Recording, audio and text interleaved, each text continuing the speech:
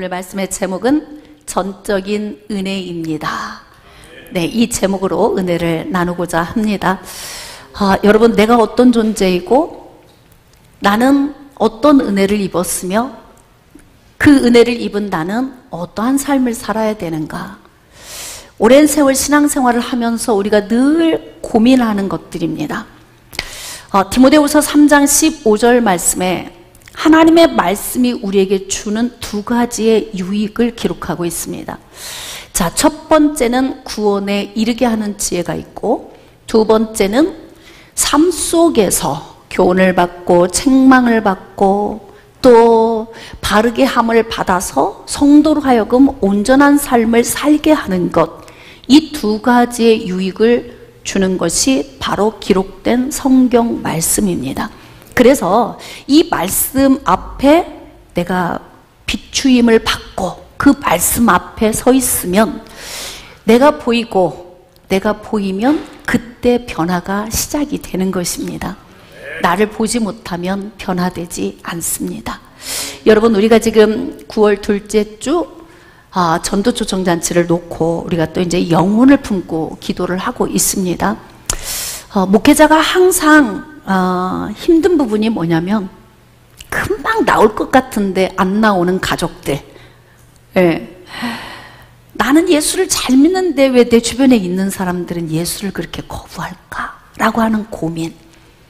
이유가 바로 무엇일까요? 예수님이 싫은 것일까? 예수 믿는 내가 싫은 것일까? 이거 오늘 한번 고민해 보자는 거예요. 지금 개면쩍게 웃으시는 분들이 계시는데 제가 싫은 거겠지요. 뭐 이런 무언의 대답이 지금 여러분에게서 보여집니다. 말씀은 항상 나에게 비춰지는 것이니까 오늘 이 말씀을 서기관과 바리새인에게 주는 말씀이 아니라 이 시대의 서기관과 바리새인 같은 외식적인 요인이 있는 나에게 주시는 말씀으로 듣고, 아멘. 전적인 은혜의 삶을 사는 사람은 어떤 삶을 살아야 되는가 함께 고민해 보고자 합니다. 여러분, 자기 자신 스스로 깨끗하다고 생각하며 사는 사람이 있어요. 예수 믿기 전에는 거의가 다 그렇게 생각해요. 난 살인도 안 했고 간음도 안 했고 도둑질도 안 했고 뭐 나쁜 짓 안 했어. 형무소 들어가지 않았으니까 나는 착하고 선한 사람이야.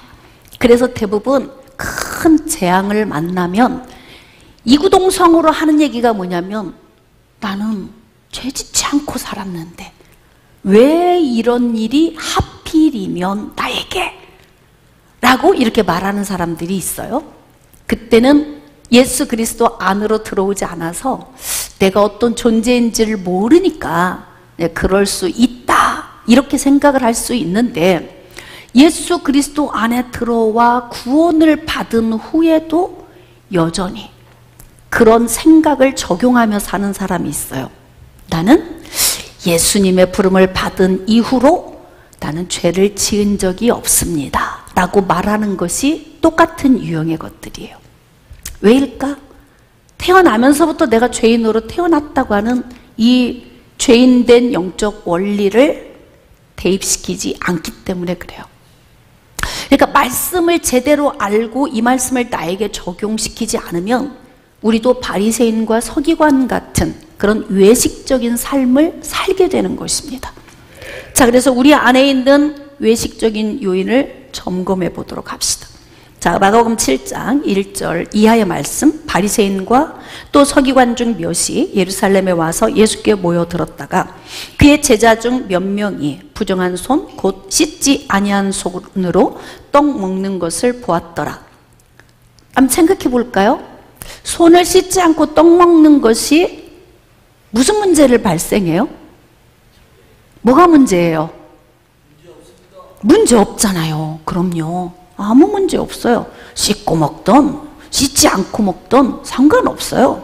자기 뱃속으로 들어가니까, 그리고 뒤로 나갈 거니까 아무런 상관없습니다.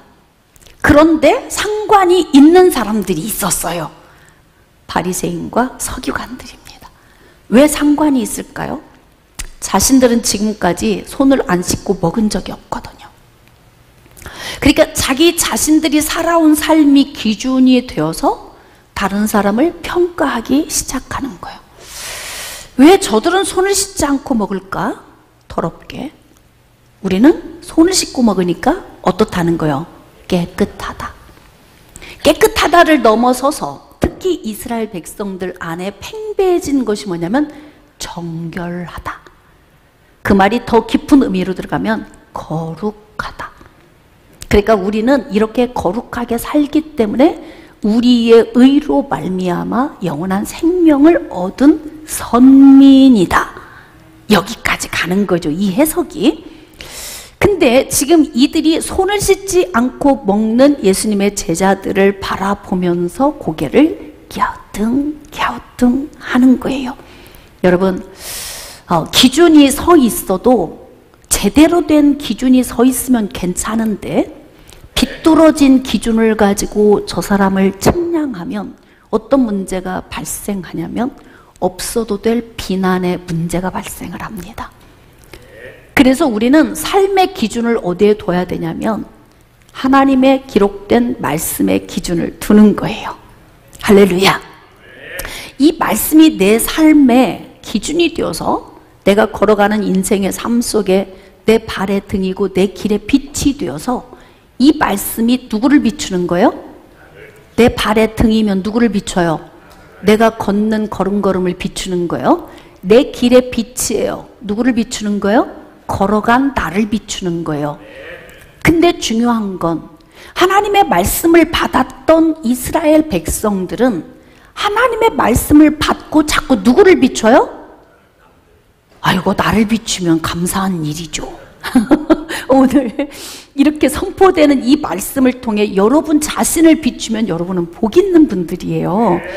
근데 중요한 건 뭐냐면 이렇게 나에게 주어진 이 말씀을 제대로 해석해서 이 말씀을 내게 비춰야 하는데 해석도 잘못한 데다가 잘못 깨달은 데다가 이것이 내 발의 등이요 내 길의 빛이 아니라 네 발의 등이요 네 길의 빛이니다. 이렇게 적용한 사람들을 뭐라고 하느냐? 외식주의자다 이러는 거예요. 그래서 하나님의 말씀을 받아서 온전히 깨달으면 남을 비출 필요가 없어요. 나를 보면 돼. 제가 늘 이야기하잖아요. 저 사람은 어떻게 살지? 궁금해할 필요가 없어. 누구 보면 돼요? 목사님은 어떻게 살까? 궁금해할 필요가 없어요. 누구 보면 돼요? 저도 여러분들 궁금해하지 않아요. 왜 그럴까요? 그럼요. 저를 보면 다 아니까.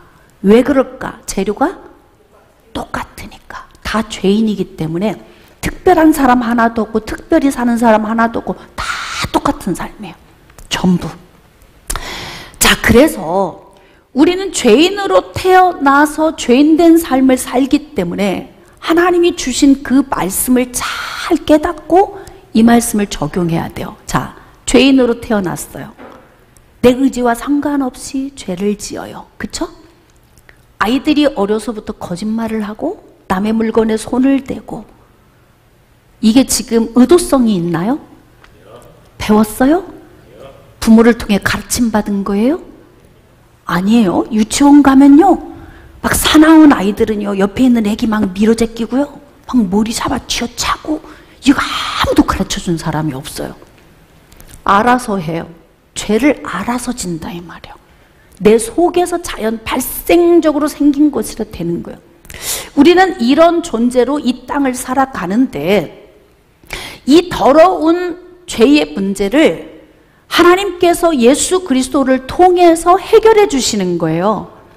1%도 나의 의로움은 없어요. 왜냐하면 죄의 본성이 내 안에 있어서. 자, 그래서 우리는 모두가 다 동일한 삶을 살아요. 목사님 인생이 특별할 것이다 기대하지 마세요. 여러분의 삶이 또 다른 내 주변에 있는 사람보다 나는 굉장히 선하다 착각도 하지 마세요. 우리는 다 똑같은 존재예요. 할렐루야.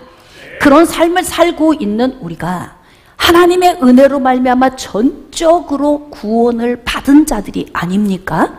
그러니까 전적인 은혜를 받은 우리는 하나님의 말씀을 대입해서 살 때 다른 사람과 어떻게 어우러져 살아야 되는가? 저 사람이 손을 씻지 않고 음식을 먹네? 괜찮어. 배로 들어가 뒤로 나가면 끝이야. 이렇게 해석이 되어야 맞는 거예요. 맞습니까? 근데 어떤 해석이 이루어지냐면 손을 씻지 않고 먹네? 나는 씻고 먹는데? 나는 깨끗하고 저 사람은 더러워. 근데 이 기준이 성경적입니까? 율법적인 것이 맞아요? 아니다 이 말이에요. 자, 그럼 한번 봅시다. 마가복음 7장 5절. 이에 바리새인들과 서기관들이 예수께 묻되 어찌하여 당신의 제자들은 장로들의 전통을 준행하지 않고 부정한 손으로 떡을 먹나이까? 참 진짜 할 일도 없어. 매일 모여서 남 얘기하는 사람. 그냥 전화통화하면서 그냥 하루면 1시간, 2시간씩 하면서 남 이야기만 흉보는 사람. 아니 도대체 이 사람들은 지금 뭐 하려고 지금 예수님 옆에 온 거예요? 목적이 뭐야, 목적이? 에?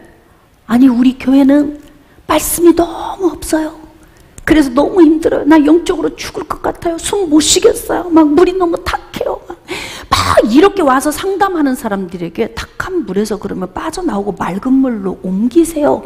그럼 목사님 인맥 때문에요.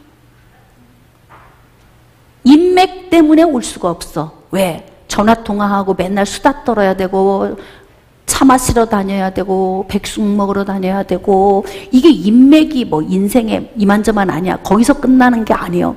사업하는 사람들은 다 고객이야. 전부 인맥이. 그러니까 옮길 수가 없어. 숨을 못 쉬고 죽을 것 같음에도 불구하고 어떤 목적이야? 예수를 믿는 목적이 뭐예요? 주유소하는 어떤 분이 부인은 천주교로 보내고 자기는 개신교로 오고 그것도 큰 교회 골라서 얼마나 고객이 얼마나 많아 큰 교회로 가면요. 이 목적이 다 다른 거예요. 도대체 이 사람들은 무슨 목적으로 예수님께 왔냐고. 그래서 손을 씻지 않고 먹는 예수님의 제자들을 예수님께 지금 고발하고 있잖아요. 근데 이때 예수님이 편들어주면 얼마나 또 과시를 하겠습니까? 봐라! 내가 정답이다. 내가 맞다. 내가 한 말이 옳다. 예수님이 힘만 실어주면 되는 거예요, 이제. 근데 힘을 실어줄 수 있는 말이 아니다, 이 말이에요. 본질과 비본질, 뭐가 중요합니까? 예수 그리스도 안에서 영원한 생명을 얻기 위해 교회에 나온 사람들이 뭐가 중요한 거예요?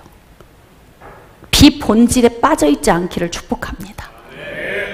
오직 예수뿐이네. 예수, 오직 예수뿐이네. 예수뿐이네. 그분에게 초점을 맞추면 행복하고 그분에게 시선을 두고 가면은 마음이 만족해야 돼. 근데 초점이 다른 곳에 있으면 저 사람이 손을 씻고 먹나? 안 씻고 먹나? 별로 중요하지 않아. 아무것도 중요한 게 없어요. 이 사람들은 밥 먹고 근데 이 일을 하러 다녀. 비본질, 의미 없는 행동. 이러한 행동의 구원이 올까요? 안 올까요? 안 와요. 안 온다고. 근데 이들은 이렇게 전통을 따지는 자들이에요. 자, 이제 예수님은 이들의 이 행동을 어떻게 해석을 할까요? 자, 마가복음 7장 6절 이하 이르시되 이사야가 너희 외식하는 자에 대하여 잘 예언하였도다. 기록하였으되 이 백성이 입술로는 나를 공경하되 마음은 내게서 멀도다. 겉과 속이 다르도다. 사람에게는 존경하는 모습으로 보이지만 내가 볼 때는 더러운 존재다. 겉과 속이 다른 삶을 살고 있기 때문에 이들을 어떻게 말씀하냐면 외식과 가식을 가지고 인생을 사는 자들이다. 이렇게 말씀을 하세요. 입술로는 공경하되 마음은 멀다. 근데 이사야가 예수님 오시기 700여 년 전에 이 말씀을 선포했는데요. 700년 후에 예수님이 오셔서 이사야의 말씀을 또 적용해요. 그리고 지금 2000년이 넘은 이때 조양 목사가 이 말씀을 또 적용하고 있어요. 문명은 발달이 되고 세상은 변해가고 있지만 인간은 안 바뀐다. 원래 본래 이 땅에 태어날 때 죄인으로 태어난 인간이 세월이 바뀐다고 의로운 자가 태어나는 게 아니다 이 말이에요. 여전히 태어나는 자들은 다 죄 가운데서 태어나고 여전히 하나님이 건져주지 않으면 지옥으로 떨어질 수밖에 없는 그런 존재의 삶을 살고 있는 거예요.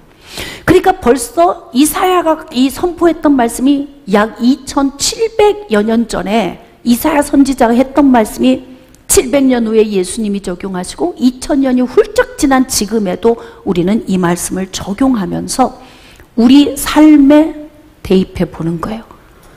여러분, 지금 예수님의 제자들과 바리새인과 서기관들이 섞여 있는 곳에 예수님의 제자들을 한쪽으로 제쳐놓고 바리새인과 서기관들에게 이 말씀을 하셨지만 정말 중요한 건 오늘 우리가 바리새인과 서기관에게 하신 말씀이구나 라고 이 말씀을 받으면 네 발의 등이고 네 길의 빛이야. 하나님의 말씀은 이렇게 해석이 되는 거예요. 내 말씀이 안 되는 거예요.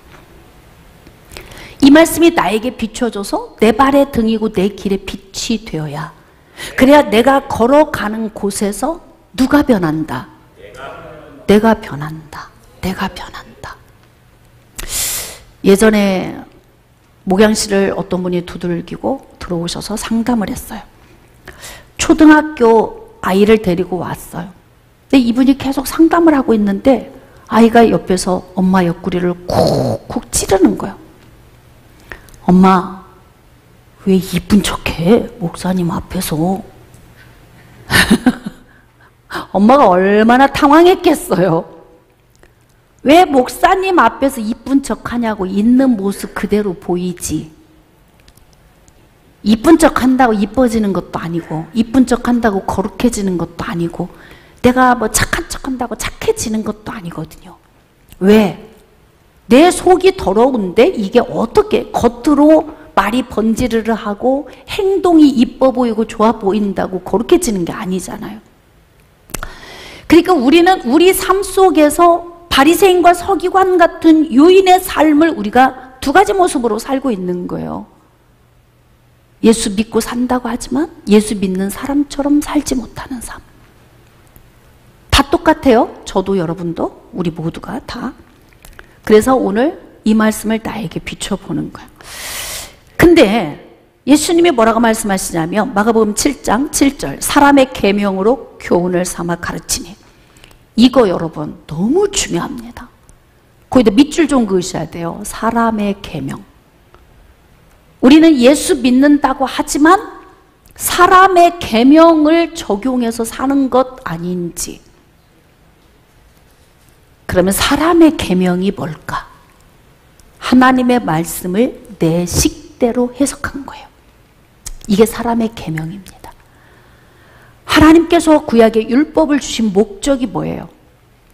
그걸 지켜서 거룩해지라고 율법을 주신 것이 아니라 그 율법을 내 발의 등, 내 길의 빛으로 삼아서 내가 얼마나 더러운지를 보게 하기 위한 목적이라고요. 그러니까 하나님의 말씀을 온전히 깨닫지 못하면 어떻게 되냐면 사람의 생각으로 이 말씀을 적용하고, 그리고 이 말씀을 적용하면서 자기의 의를 만들어내요. 그러니까 내가 열심히 잘 살면 되는 거야. 이런 의를 만들어내는 거죠. 자, 그러면서 겉과 속이 다른, 실질적으로 구원받지 못했지만 구원받은 자처럼 행세하며 사는 이런 문제가 발생이 돼요. 이게 사람의 계명입니다. 그래서 영적 지도자가 말씀을 잘 깨닫고 가르치는 것, 이게 굉장히 중요해요. 제가 처음 시작할 때 성경이 우리에게 주시는 목적 두 가지를 말씀드렸어요. 첫 번째는 구원이고 두 번째는 삶의 변화입니다. 삶의 변화. 자, 이 말씀을 다시 고민해 볼까요? 예수 믿고 구원받았다고 하루아침에 딴 사람이 되는 것이 아니에요. 혹시 제가 질문해 볼까요? 여기서 예수 그리스도가 믿어지는 경험을 했는데 그 경험 이후에 나는 완전히 딴 사람이 되었다. 이런 사람이 있어요? 없어요. 완전히 딴 사람이 되는 게 아니에요. 우리는 서서히 내 안에 있는 죄성과 싸우면서 말씀을 삶에 적용하고 사는 거예요. 왜? 여전히 죄와 분리되지 않는 죄인이기 때문에 그래요. 그러면 예수 그리스도 안에서 우리는 어떤 은혜를 입었냐면 전적인 은혜를 입은 거예요. 만약에 믿음과 행함을 잘못 해석하면 어떤 문제가 발생하냐면, 야고보가 우리에게 행함을 강조했던 이유는 너희들의 믿음을 뭘로 보여줘라? 행함으로 보여줘라고 했어요. 그러니까 믿음을 뺀 행함이 아닌, 너희가 믿음으로 구원받았다면 거기에 따르는 열매를 보여주라, 그 뜻이에요. 근데 이걸 바꿔서 여러분이 만약에 행함이 없다면 믿음이 없는 것이라서 구원을 못 받은 거다. 이 해석은 잘못된 해석이다. 같은 말 같은데 같은 말이 아니에요. 그러니까 예수 그리스도 안에 믿음으로 여러분이 구원을 받았다면 그 구원을 받은 사람답게 좀 보여줘. 그걸 말하고 싶은 거예요, 야고보는. 그러니까 바울은 계속해서 믿음으로 말미암아 구원을 얻는 거야 라고 선포하니까 전혀 행함과는 무관하다고 생각하는 자들을 향해서 믿음으로 구원을 받으면 행함이 따라오는 거야, 이걸 말하려고 야고보가 붓을 든 거예요. 근데 이것을 현 시대에 이렇게 해석하는 사람들이 있어요. 행함이 없다면 여러분은 믿음이 없는 것입니다. 믿음이 없으면 여러분은 구원 못 받은 거예요. 그러니까 행하지 않으면 어디 간다? 지옥 간다. 이런 얘기 많이 들으셨죠? 그건 성경적 영적 원리가 아니에요. 저는 뭘 말씀드리고 싶냐면, 전적인 하나님의 은혜, 나의 의는 0.001%도 없어요. 내 안에 선한 것은 겨자씨알만큼의 크기만한 것도 없다, 이 말이에요. 왜냐하면 완전히 부패했기 때문에 그래요. 죄인으로 태어났는데 뭐가 선해요? 아무것도 선한 게 없어요. 그러니까 은혜가 어떻게 와야 돼요? 일부 은혜가 오고 내가 노력하는 게 일부다. 이게 알미니안주의라고. 그러니까 하나님이 은혜 주시지만 내가 거부하면 구원이 안 올 수도 있다. 그럼 구원이 누구한테 달려 있어요? 나의 선택에 구원이 달려 있는 거라고. 그러니까 이게 성경을 잘못 해석하면 이렇게 위험해질 수가 있어요. 전적인 하나님의 은혜는 저항할 수 없는 은혜. 내가 아무리 저항해, 난 예수 싫어요. 예수 믿는 사람들 보니까 인생 형편없이 살더라고요. 그렇게 믿으려면 믿지 말아야 돼요. 난 예수 믿기 싫어요. 그래도 하나님이 당기면 코 꿰서 가는 거예요. 할렐루야. 이것이 전적인 은혜예요. 여러분이 어디가 이뻐서, 제가 어디가 더 나아서 하나님의 은혜를 주셨겠습니까? 전적인 은혜. 내 의는 조금도 없는 그 은혜를 입은 하나님의 백성들은 하나님의 말씀을 제대로 잘 해석을 해야 돼요. 그래서 이 말씀이 정결하기 위한 것이 단순히 손을 씻고 먹으면 내가 죄인에서 의인으로 바뀌어지는 거야, 이렇게 해석이 아니라, 이 정결을 위해서 손을 씻지 않고 먹었는데도 안에서 뭐가 남아? 계속 스물스물 뭐가 올라와요? 죄가 올라와. 그러면 이렇게 고민해야 되는 거예요. 손을 씻고 먹어도 이게 거룩하기가 어렵네. 이거 맞지 않아요?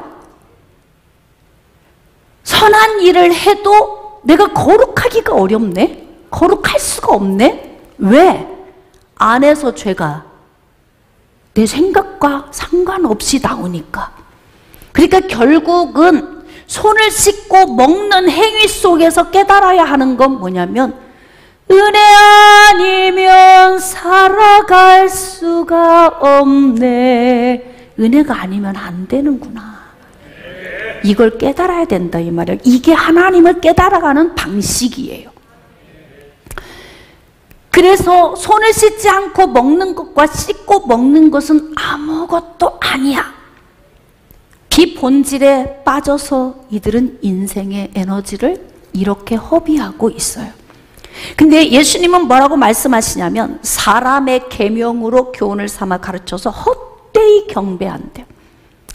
그러니까 겉으로 보여지는 외형적인 요인만 쫓아가지 말고 여러분 정말 좀 인생 좀 알차게 좀 사세요.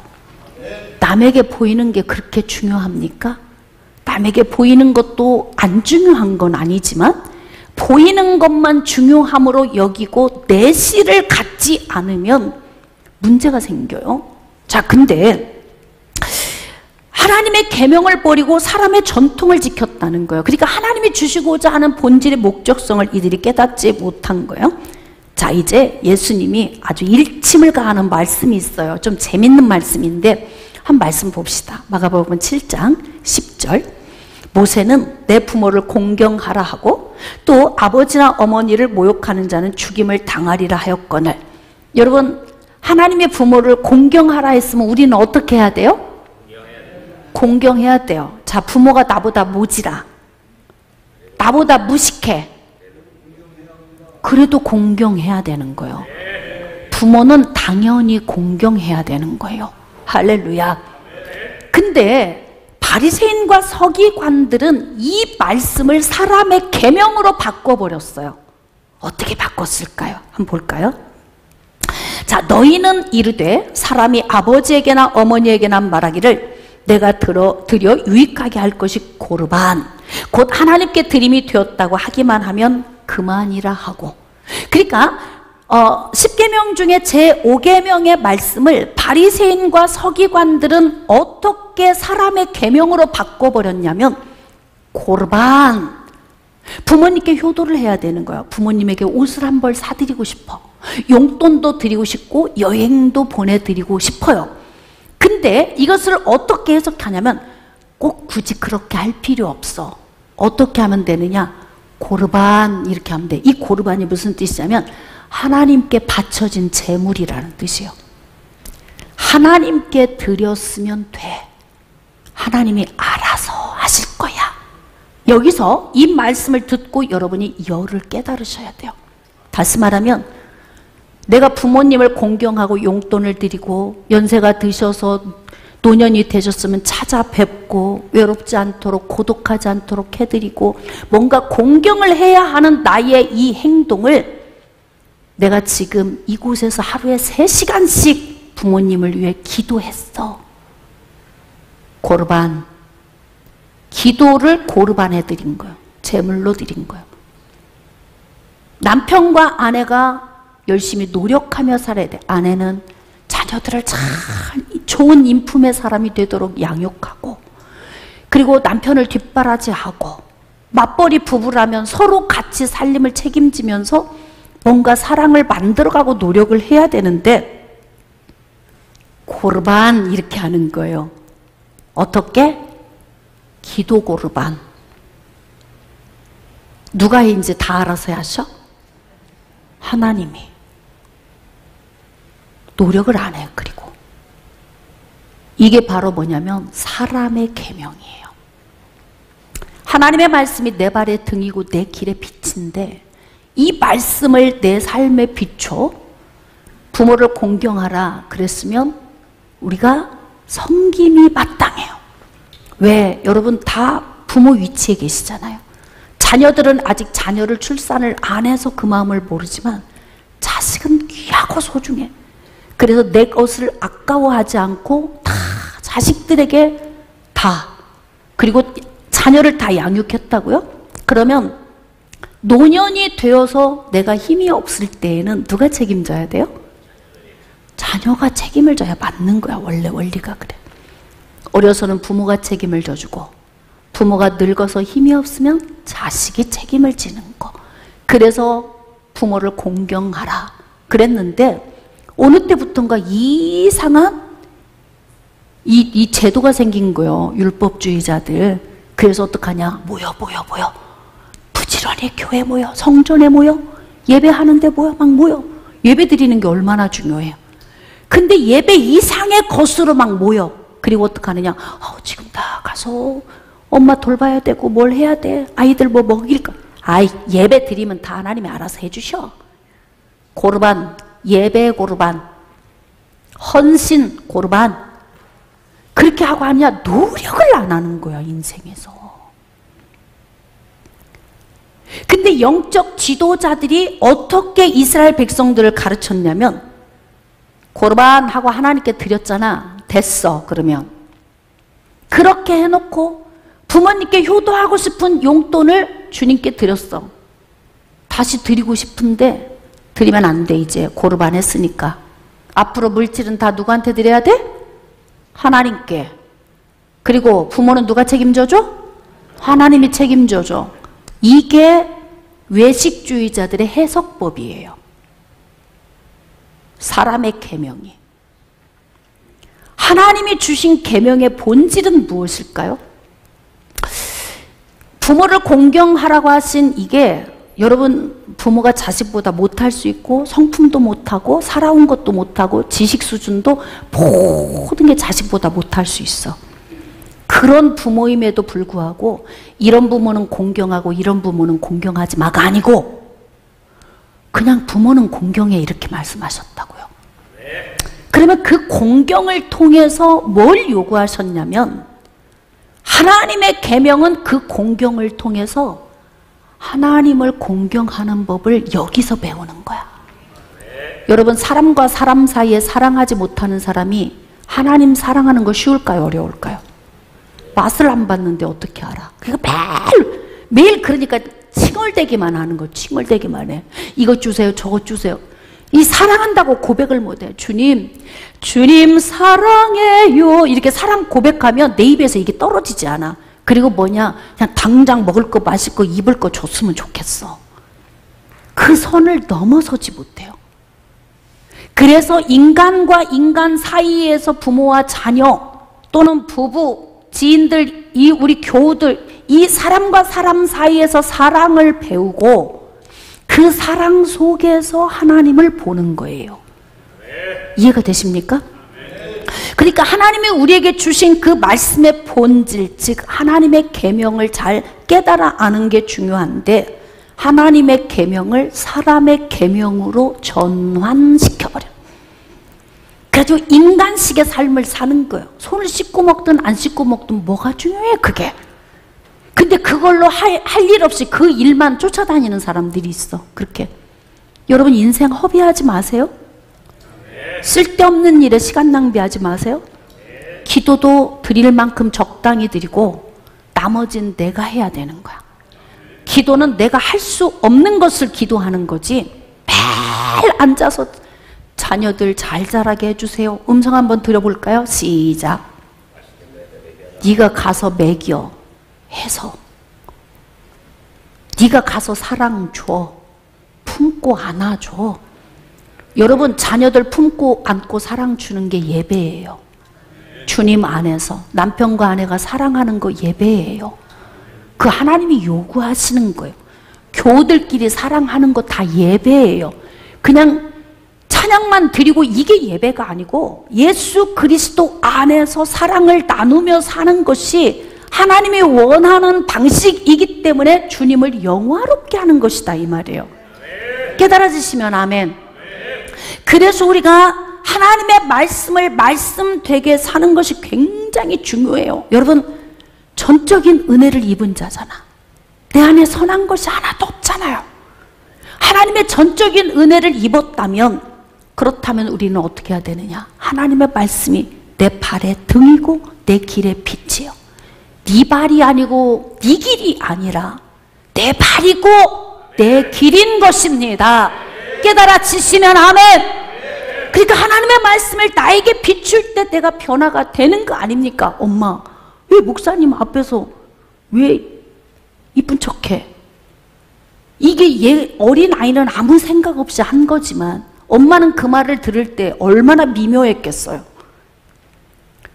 그래서 저는 여러분들이 여러분의 삶 속에서 잘 살아줬으면 좋겠다는 거예요. 그래야 가족들이 감동을 받고 교회 나올 거 아니에요. 그래야 하나님 나라를 세워갈 거 아니에요. 제가 여러분들에게 기도를 강조하지 않는다고 기도가 필요 없다고 말하는 게 아니에요. 이 시대는 너무 기도하면 다 되는 걸로 생각하기 때문에 그 반전된 얘기를 하려다 보니까 기도가 필요 없다라는 것처럼 해석이 될 수 있지만 그걸 말하는 게 아니에요. 우리가 필요한 적당한 기도와 그 기도에 준한 반드시 적용해야 할 삶이 같이 가야 된다는 거예요. 깨달아지시면 아멘. 주님께 뜨겁게 기도했다면 주님이 하셔야 될 일과 주님이 해주지 않는 위임의 복을 내가 어떻게 적용하고 사느냐, 이거 굉장히 중요한 부분이죠. 자, 거기서 예수님이 말씀하시는데, 자 이제 너네들은 고르반 했어. 인생의 삶의 모든 게 고르반이야. 교회 중심으로 살면 돼. 기도 열심히 하면 되는 거야. 다 이렇게 해가지고 다 고르반 하고 뭐냐면 내가 해야 할 삶에 대해서는 인간적이라고 가르치는 거야. 그러니까 주양 목사가 여러분에게 위임의 복을 가르치는 것이, 이걸 들어본 적이 없는 사람은 이건 뭔 세상적인 얘기하나? 이렇게 생각할 수 있어요. 성경이 우리에게 요구하는 게 뭐예요? 성경이 삶을 가르치잖아요. 왜? 맛을 내고 빛을 비추려면 내가 그런 삶을 살지 못하고 어떻게 하느냐. 하나님 나라가 확장되려면 우리가 변화되어야 된다는 거잖아요. 전적인 은혜 받은 걸 믿으십니까? 그러니까 완전 죄인인데 내가 의로움이 조금도 없는데 하나님이 건져주셨어요. 그러면 지금부터 어떻게 하느냐? 남을 평가하고 달아볼 필요가 없는 거예요. 부질없는 거예요. 저 사람이 나이고 내가 저 사람이에요. 목사님이 성도고 성도가 목사님, 다 똑같아. 주의 부름을 받은 후에 나는 죄를 지은 적이 없습니다. 이런 사람이 단상에 서서 가르치면요, 이거 배가 좌초됩니다. 복음의 배가.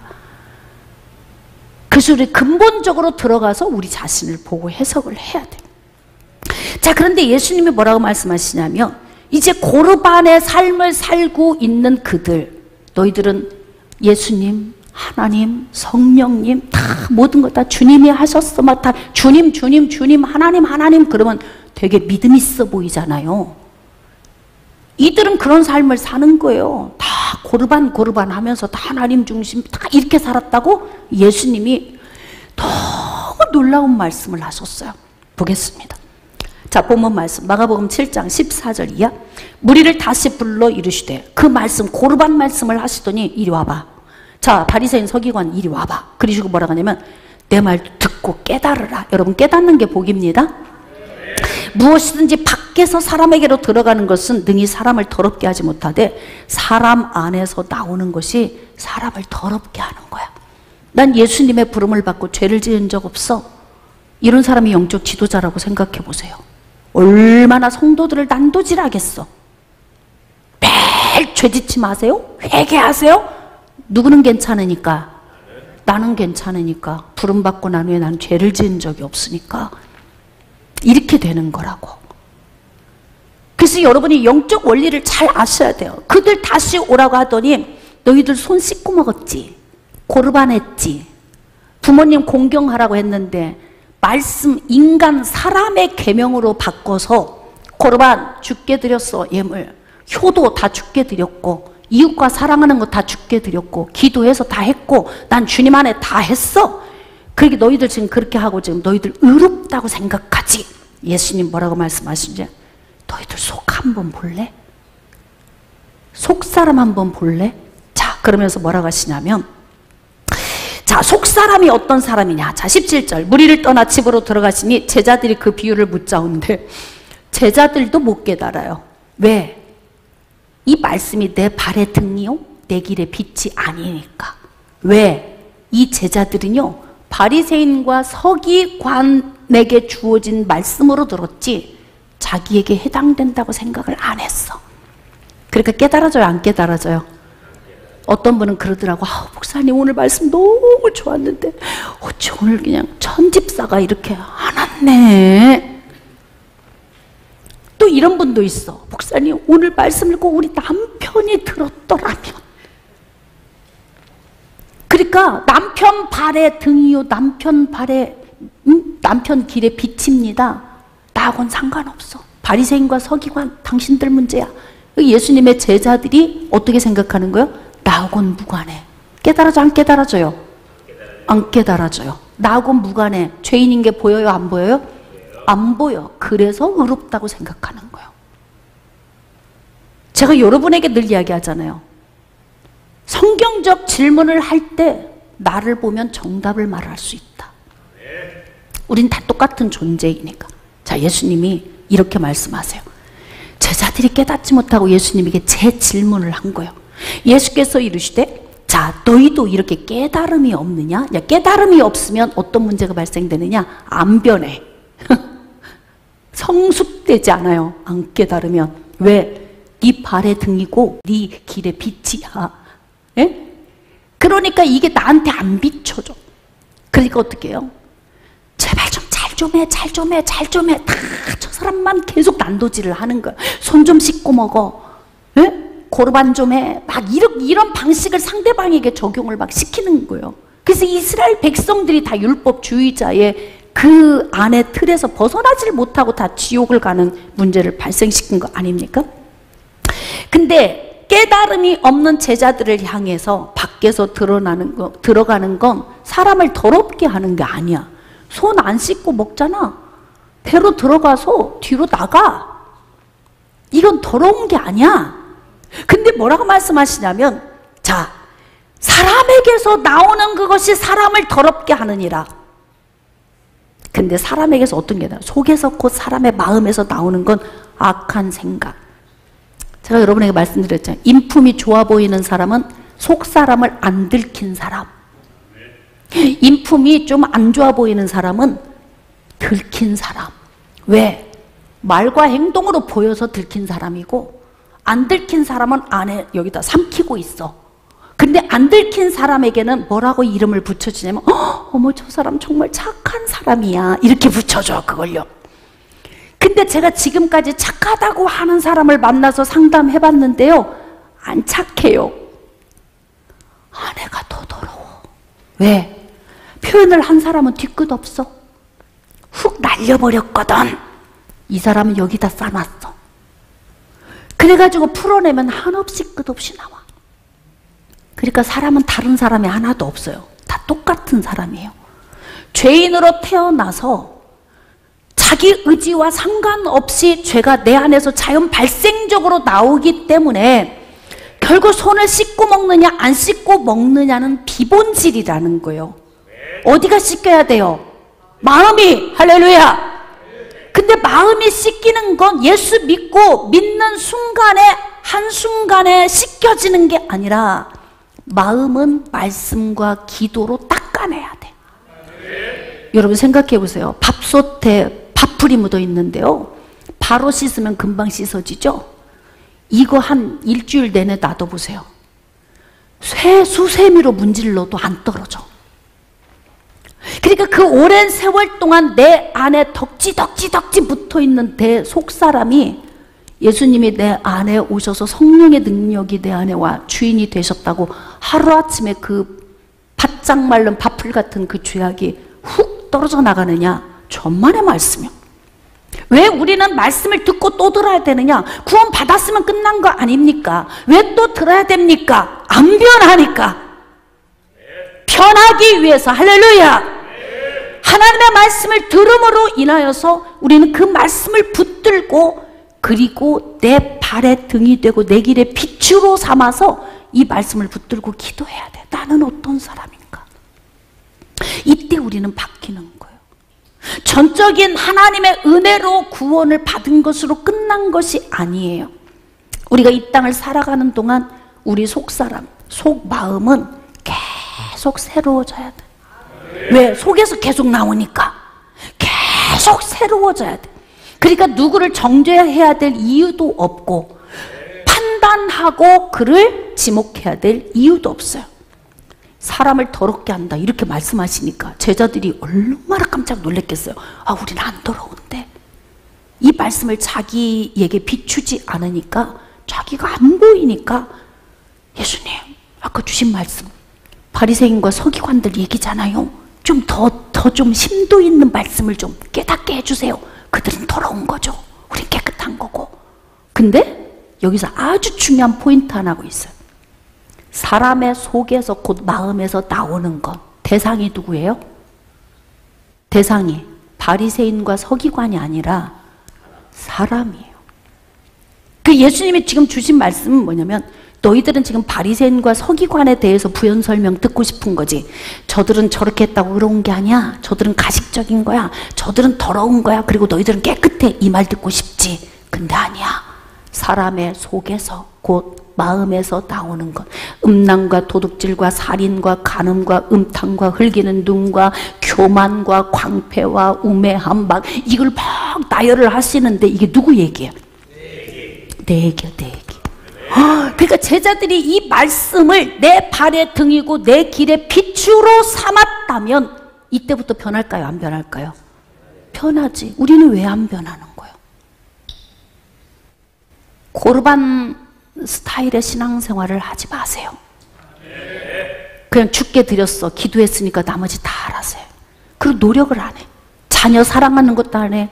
서로 배우자끼리 용서하고 사랑하는 것도 안 해. 주변에 있는 사람들 품는 것도 안 해. 아무것도 안 해. 그리고 고르반 신앙인 거예요.